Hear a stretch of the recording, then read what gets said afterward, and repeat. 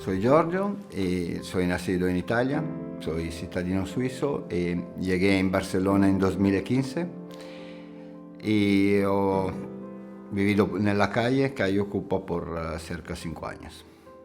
El día estando por la calle empieza en una media de las 7 de la mañana, quindi eso es el tiempo más duro del día. Da cuando te despiertas, tú no sabes dónde ir, conseguir comida, y no tener un rato que tú de verdad puedes decir descanso.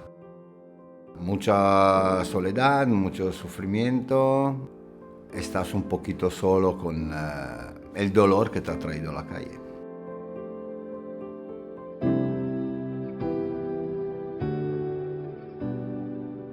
Pues yo he tenido suerte que después del primer año he encontrado Coffee. Y con Coffee todo è cambiato, porque con Coffee conseguí una pequeña tienda de campaña que montaba cada día.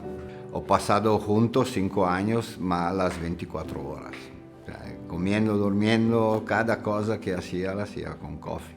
Y me ha cambiado la vida de verdad porque ha abierto las emociones y me ha hecho vivir en modo diferente.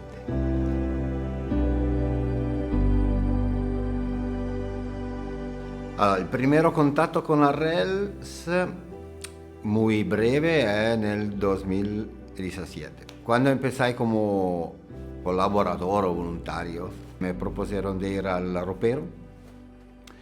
El ropero un poquito una parte del corazón del centro abierto porque es donde se limpia toda la ropa de los usuarios que acceden a los servicios de ducha.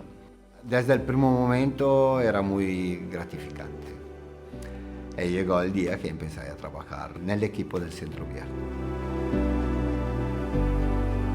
Me ha iluminado un poquito, me ha encendido la gana de vivir ancora. Saber que tú tienes en el bolsillo una llave que te abre una puerta, te cambia todo.